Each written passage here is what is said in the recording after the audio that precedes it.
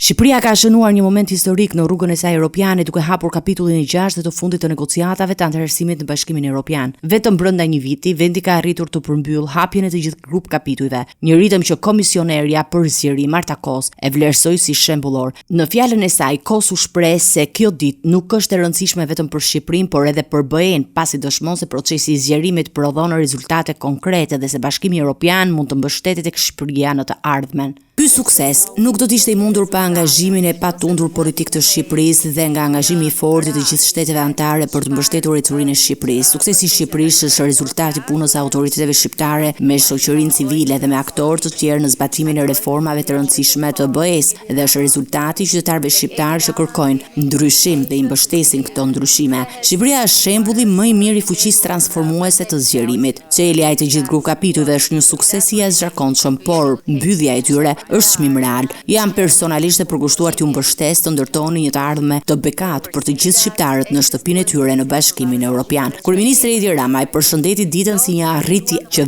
vetëm një vit më parë dukej si ëndër. Ai e quajti Marta Kos, kampione të procesit të antarësimit të Shqipërisë, duke vlerësuar rolin e saj dhe të institucioneve europiane në avancimin e negociatave. Do bëjmë gjithçka kemi në dorë për të ecur përpara me të njëjtin intensitet, me të njëjtin disiplinë dhe me të njëjtën punë të madhe për të dhënë rezultate, për të siguruar që ky proces i përbashkët që po e ndërtojmë gur pas guri, së bashku me partnerët tanë këtu në Bruksel dhe me partnerët tanë në shtetet anëtare të mos ndalet. Ç'të thuash më shumë sot, Shqipëria del më krenare nga kjo fazë e parë, e madje me një ndjenjë edhe më të madhe përgjegjësie, bazuar në planin për të përfunduar këtë fazë të parë, duke përmbyllur bisedimet e antarësimit brenda 2027-s e të hymë në një fazë të mbështetjes politike e të antarësimit të plotë. Edhe ministrja daneze e punëve të jashtme, Marie Bjerre, vendi së cilës së mban aktualisht presidencën e BE-s, e cilësoi këtë ditë si një gur kilometrik të jashtëzakonshëm, duke thënë se progresi i Shqipërisë është një frymëzim për të gjitha vendet e tjera që aspirojnë Bashkimin Evropian. Në pranin e komisioneres Marta Kos u inaugurua gjithashtu godina e re e misionit të Shqipërisë pranë BE-s në Bruksel, një tjetër hap simbolik që forcon praninë institucionale të vendit në qendër të